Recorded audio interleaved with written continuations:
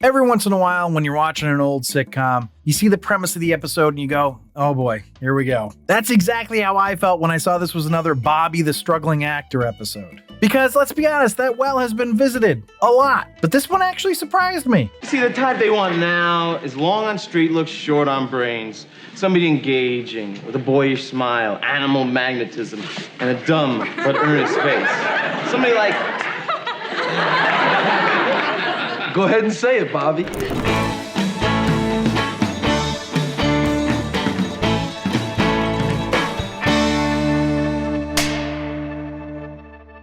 There are a few different kinds of recurring sitcom storylines. There are the ones that always work, there are the ones that sometimes work, and then there are the ones where you feel like the writers are just pulling the same script out of the drawer every few months. Bobby's acting career has definitely flirted with that last category. Every once in a while, Bobby decides he's done acting. Then he gets inspired again. Then he loses another part. Then he questions everything again. But this episode actually finds a new angle on that story. Instead of Bobby chasing a role, the industry suddenly wants somebody who looks like the common man. Which means Tony accidentally becomes the perfect actor. And that's going to lead Bobby to becoming something he probably never expected to be. But with that in mind, welcome back to The Rank. I'm John, and today we're going to be ranking the 6th episode of the 3rd season of Taxi, titled The 10% Solution, written by Pat Alley and directed by James Burrows. So let's find out how this one stacks up, starting with the episode overview. Right away, I see it's a Bobby episode, and I can't help but think, here we go again, another poor actor episode. And that is exactly what it is, but I still really enjoyed it. The A story is that Bobby wants to call it quits. Again, not sure how many times we can go back to that well, but this actually did feel fresh. What makes it fresh is that the reason he wants to quit is because he lost another job, but this time it's because he didn't look the part, even though his audition was better. Turns out the industry is looking for the common man right now. You know, someone who looks dumb and earnest. And of course, Tony fits that bill perfectly. So he's gonna try to become an actor. And the B story is that Louis is trying to kill a giant cockroach, which is nothing, but it was fun. So the episode is actually gonna start with the B story with Louis and another guy in Louis's cage seeing a giant cockroach to set this story up. But then we're gonna head straight to the garage payphone. So Bobby's waiting on this call that's going to eventually tell him that he didn't get the part. And he's trying to keep people away from the phone, which is what he's doing as Jim is starting to walk up to it. He's like, Jim, wait, I'm waiting for a really important call. Can you just make your call really quick?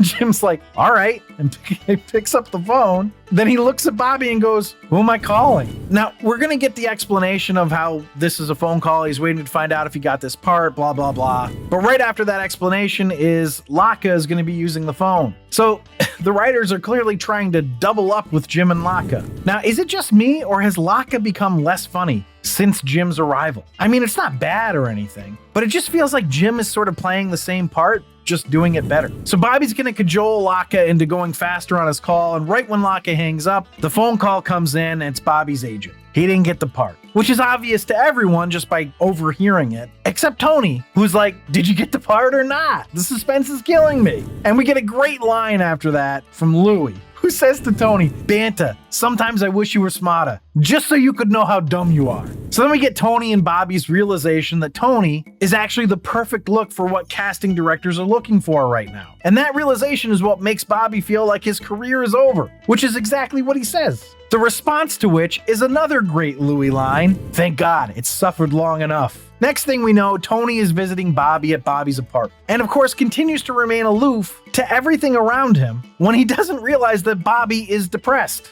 But he's going to pitch to Bobby that Bobby become his agent. And in his pitch, he seems to be basically describing the life of Tony Danza, a fighter who becomes an actor. The best part of the pitch being when Tony says that he had a girlfriend once who said he looked like an Italian Sylvester Stallone. Anyway, Tony wants to be an actor now, and he thinks Bobby will look out for him because he's a good friend. Now, Bobby's going to describe the role of an agent for actors. And he says that what agents do is they introduce actors to casting directors who introduce the actors to producers who actually hire actors. Now, I feel like we're sort of overlooking the part where he'd actually have to have these contacts with casting directors for him to be an agent. And I mean, if he already had those contacts, wouldn't he just push himself for roles? But regardless, he agrees to be Tony's agent. And Bobby, to his credit, seems to be really excited for Tony. Now, Tony is going to go out and get headshots from a photo kiosk booth, you know, the ones that spit out tiny pictures, but Bobby's just going to rip them up.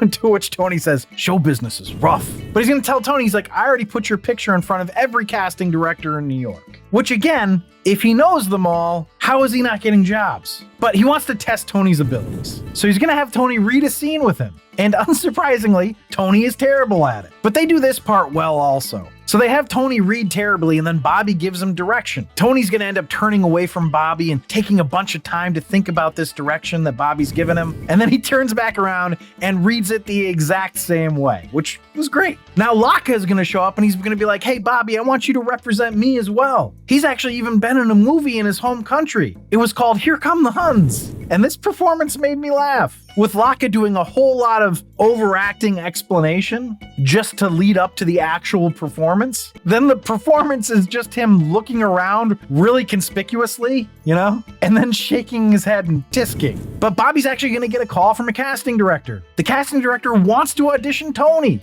Of course, Bobby tries to increase the interest in Tony by playing a little hard to get for his client. He's like, Tony's already got an offer for a Jane Fonda movie, but since they're not locked in yet, he'll get him to audition. Now, Tony's thrilled, as is Bobby. Bobby's like, your first audition. And Tony's like, audition? I want to hear about the Fonda movie. Now, the next scene is Tony's audition, and it's just this next little part I had to include because I thought it was so randomly coincidental. The two guys that are auditioning Tony, the first guy's name is Jerry something, and then the other guy's name is something Kramer. So Tony was auditioning to Jerry and Kramer. Anyway, Tony does an absolutely terrible reading. Now, of course, the show is trying to make it look like Bobby's doing some great acting, but really it just looks like he's overacting as Tony's scene partner for the reading. Now, I thought the story was going to be that they were going to ask Bobby to play the role that he was reading for instead of Tony, but that's not actually how it went. They want to hire Tony, and Bobby's like, you want to hire him after that reading? And then he basically starts losing his shit. He's going to tell off the casting directors without like full bore telling them off because he doesn't want to actually lose the job for Tony. And then he leaves.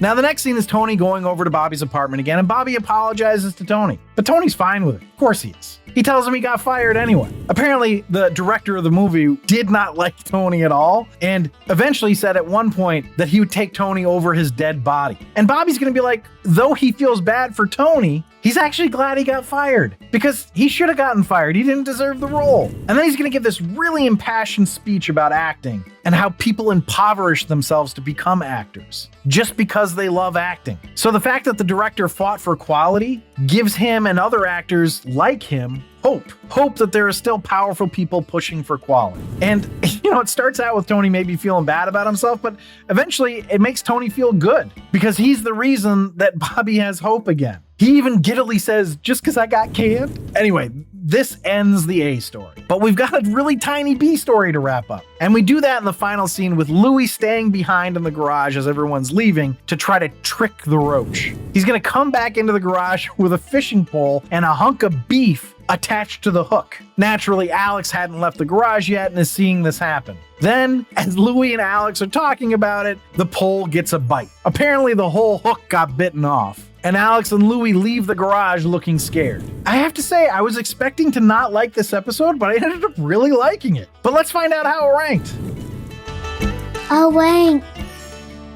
So the rank is where I rank the episode based on 5 categories: story, acting, dialogue, episode coherence, and character relatability. I rank it on a scale of 1 to 5, 1 being the worst, 5 being the best. Then I have a laugh counter where I tally up the amount of times the episode made me laugh. 1 point per laugh out loud gets added to the score. But before I dive into the rankings, I just want to say if you're enjoying this episode, please leave a like down below. It really does help me out. But without further ado, the first category is story. I thought this was a good story. Honestly, all the Bobby stories that center around acting are usually decent to pretty good. I guess maybe it's just a story that I happen to like, but maybe doesn't always get executed well on Taxi. Either way, I thought it was well done, and I appreciated that they put a little different twist on something they've done a lot already. I gave it a 4.5. So that brings us to acting. Ironically, in the attempt to show off how good of an actor Bobby is, they tend to show Jeff Conaway's weaknesses. He's not terrible or anything, and actually he's head and shoulders better than he was at the start of the series. But still, the overacting in the audition was not great. Other than that though,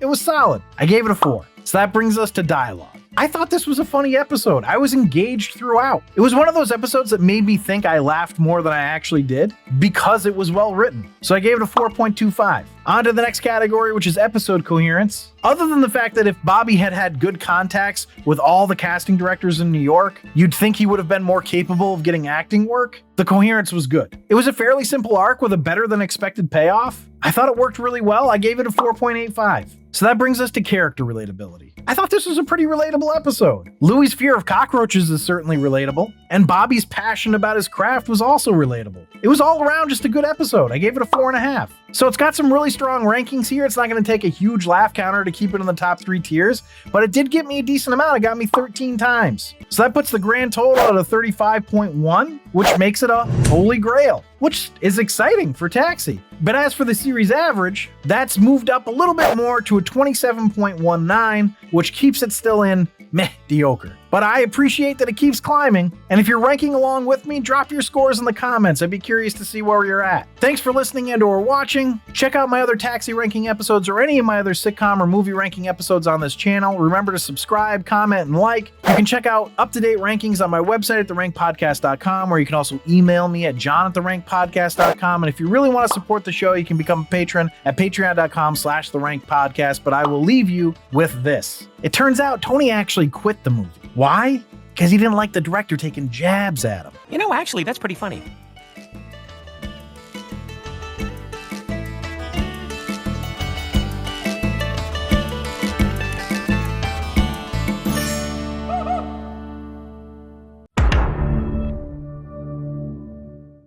And then there are the ones where you start feeling like the writers are just pulling the same script out of the shelf, out of the drawer. Damn it. Ooh, you almost had it.